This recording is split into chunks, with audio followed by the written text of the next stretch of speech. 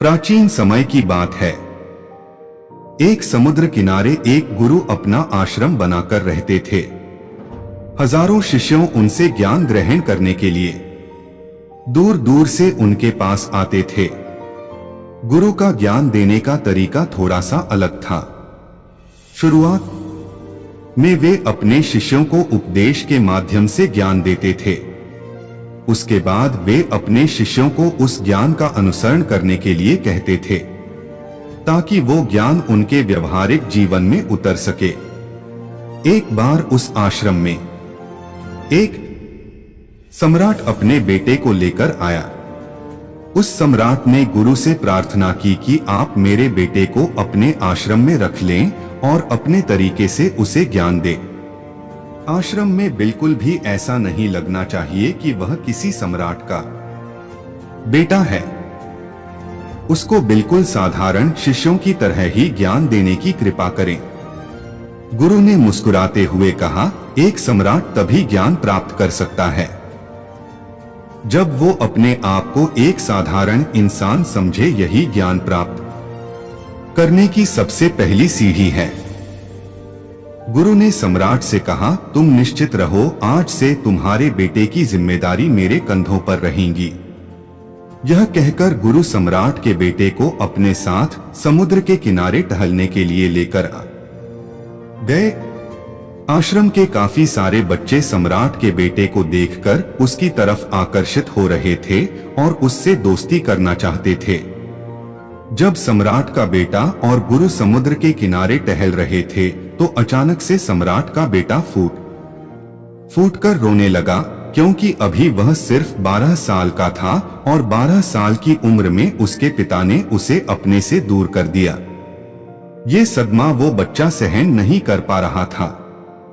वो यह समझ नहीं पा रहा था कि उसके पिता उसकी भलाई के लिए उसे इस जगह क्यों छोड़कर गए।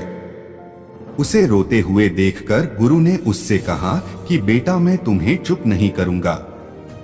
हो सकता है कि आज मैं तुम्हारे आंसू पोंछ दूं, लेकिन कल तुम फिर से अपने आप को अकेला पाओगे। याद रखना, जीवन में इंसान अकेला आता है और अकेले ही जाता है। जितनी जल्दी इंसान इन बातों को समझ लेता है, वो उतनी ही जल्दी आत्मज्ञानी रास्ते पर निकल पड़ता है। गुरु ने अपनी बात आगे बढ़ाते हुए कहा कि जो इंसान अकेला रहना सीख लेता है वही खुद से प्यार कर सकता है, और जो खुद से प्यार करता है वो किसी के भी जाने का अफसोस नहीं करता। धीरे धीरे तुम आश्रम के माहौल में ढल जाओगे।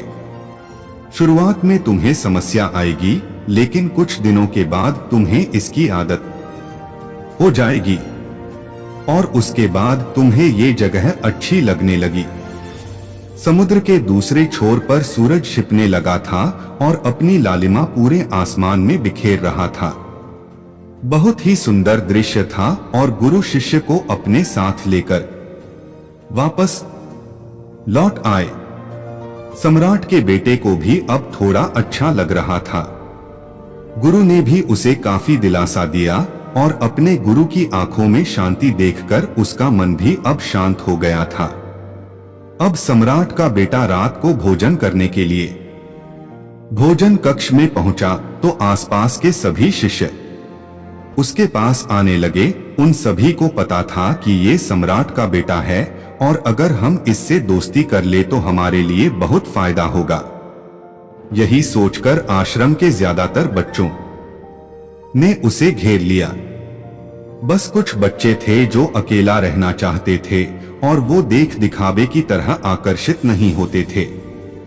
वे सम्राट के बेटे के पास जाने के बजाय अपना पूरा ध्यान खाने पर लगा रहे थे और अकेले में बैठकर अपना भोजन कर रहे थे। कुछ दिनों के बाद सम्राट के बेटे की दोस्ती आश्रम के काफी सारे बच्चों से हो गई। वो उन बच्चों के साथ घूमता और अपना ज्यादातर समय उन्हीं के साथ बिताता था। आखिरकार सम्राट का बेटा था, सुख सुविधाओं में पला बढ़ा था। अब आश्रम में भी उसके दिन वैसे ही गुजरने लगे थे जैसे महल में गुजर रहे थे। ऐसा नहीं था कि गुरु को कुछ पता नहीं था, पर उसके गुरु उसे अलग तरीके से ज्ञान देना चाहते थे। बच्चों को डोट ज्ञान आप उपदेश देकर नहीं दे सकते, उनको साक्षात्कार करना पड़ता है, तभी वो उन बातों को समझ सकते हैं। जिसको को आप समझाना चाहते हैं, गुरुजी उसको बोलकर नहीं समझाना चाहते थे। वो मन ही मन में सोच रहे थे कि अगर मैं इसको बोलकर समझाऊंगा तो इसको कभी भी समझ नहीं आएगा, इसलिए मुझे इसको एहसास कराना पड़ेगा कि अकेले रहने से ही तुम अपनी शक्ति को जान पाओगे। ये सीख देने के लिए गुरु एक दिन शिष्य को अपने साथ एक पहाड़ी पर लेकर चले गए। पहाड़ी पर पहुंचकर गुरु ने शिष्य से कहा कि अब तुम्हारा ज्ञान पूरा हो चुका है, बस एक आखिरी रात तुम्हें यहाँ पर बितानी होगी। उसके बाद अगले दिन शाम को तुम तुम्हारे राजमहल में ही वापस चले जाओगे। वह बच्चा यह सुनकर बहुत खुश हो गया कि अब वह वापस राजमहल चला जाएगा, फिर से मेरे दोस्त और दसिया मेरे पास होगी। उसने गुरु से पूछा कि गुरुजी, मुझे आज रात आप यहाँ पहाड़ी पर क्यों छोड़ रहे हैं? आखिर मुझे कौन सा आखिरी ज्ञान प्राप्त करना है? गुरु ने मुस्कुराते हुए कहा कि यहाँ पर चट्टान के पीछे तुम्हें छिपकर बैठना होगा। यहाँ पर रोज रात को एक बाज आता है, तुम्हें उस बाज को देखना होगा और बड़ी ही गौर से उस पर ध्यान देना होगा, उसकी हर एक गतिविधियों को जानना होगा। देखने के बाद अगले दिन अगर तुम उस बाज की खूबियां मुझे बता पाओगे तो मैं तुम्हें तुम्हारे महल में वापस भेज दूंगा। और हाँ, सुबह आने से पहले एक बात पर और ध्यान देना है, एक चरवाहा यहाँ पर अपनी भेड़ों को चराने आता है, तुम्हें उन भेड़ों की गतिविधि और बाज की गतिविधियों पर पूरा ध्यान देना है। अगर तुम यह काम कर पाए तो मैं तुम्हें तुम्हारे पिता के पास वापस भिजवा दूंगा। ये बात सुनकर शिष्य उस पहाड़ के पीछे छुप गया का इंतजार करने लगा। काफी वक्त बीत जाने के बाद वहां पर बाज अपने बच्चों के साथ पहुंचा। सम्राट के बेटे ने पूरी रात उसकी गतिविधियों पर बहुत ही ध्यान से नजर रखी और सुबह होने के बाद जब चरवाहा अपनी भेड़ों को चराने के लिए आया तो उसने एक बहुत ही चौंका देने वाले दृश्य को देखा। उसने देखा कि बाज एक भेड़ को अपने पंजे में दबाकर आसमान में उड़ गया। उसने उस भेड़ के बच्चे का शिकार कर लिया। ये सारा दृश्य देखकर वो आश्चर्य से आश्रम में वापस पहुंचा। इससे पहले के गुरु उससे कुछ पूछते, उसने गुरु को प्रणाम करते हुए कहा कि गुरुदेव, अब आश्रम के सभी बच्चों को यहाँ पर बुला लीजिए। मैं सब लोगों को एक बात बताना चाहता हूँ कि मैंने क्या देखा। जब आश्रम के सभी बच्चे वहां पर पहुंच गए तो सम्राट के बेटे ने कहा, मैंने जीवन में बहुत से पक्षियों को देखा है, मगर बाज उन सभी पक्षियों में से सबसे अद्भुत है, सबसे अलग होता है। उदाहरण के लिए एक तोता हम सभी ने देखा होगा। तोता बोलता तो बहुत है लेकिन कभी ऊंचा नहीं उड़ पाता, लेकिन एक बाज जो कि हर समय शांत रहता है लेकिन उसमें आकाश को छूने की ताकत है। एक बार जब बाज अपने शिकार को निश्चित कर लेता है तो उसी शिकार पर अपनी नजरें गड़ाए रखता है, फिर चाहे वह कितनी भी ऊंचाई पर क्यों ना उड़ रहा हो, कितना ही बड़ा तूफान क्यों ना आ जाए, लेकिन उसकी नजर हमेशा अपने लक्ष्य पर ही होती है। और यह बात मैंने आज सुबह ही समझी है। बाज ने हर भेड़ को शिकार नहीं बनाया, बल्कि उसने भेड़ों के झुंड में से उसने सिर्फ एक भेड़ को अपना शिकार बनाया। उस तरह हमें भी अपना ध्यान अपने लक्ष्य पर लगाना चाहिए, भले ही हमारे सामने चाहे कितनी भी भेड़े क्यों ना हो, हमें अपने लक्ष्य को साफ तौर पर निश्चित करना चाहिए और जमकर उस पर काम करना चाहिए। हमें 20 अलग अलग लक्ष्यों पर ध्यान देकर अपनी ताकत को बर्बाद होने से बचाना है।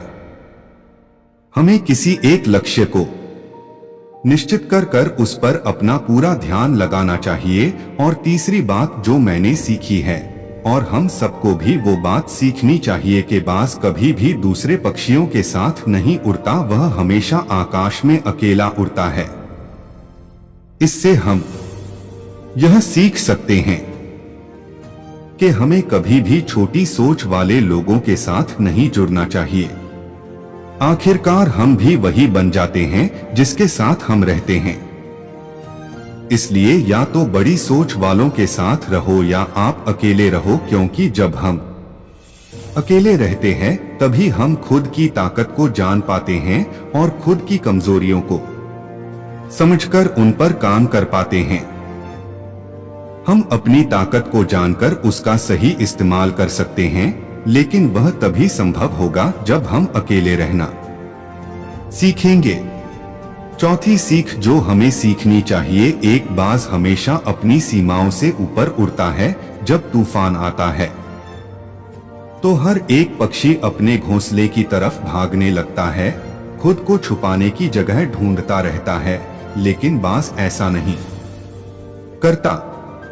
वह खुद की सीमाओं को तोड़कर आसमान की खतरनाक ऊंचाइयों पर उड़ता है और खुद को मजबूत बनाता है।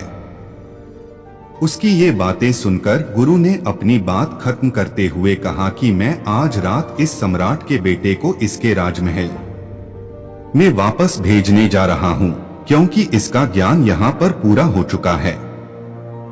ये कहकर गुरु सम्राट के बेटे का हाथ पकड़ के राजमहल की तरफ रवाना हो गए और बाकी के सभी बच्चे उन्हें पीछे से जाते हुए देख रहे थे।